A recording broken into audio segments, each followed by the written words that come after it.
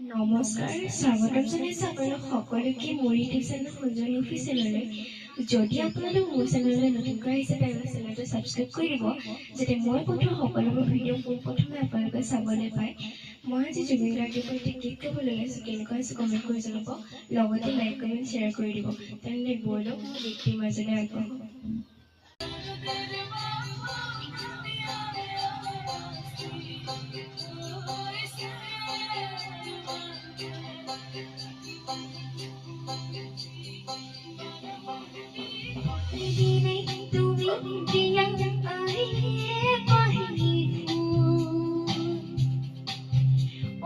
জীবন তুমি ৰহনিয়া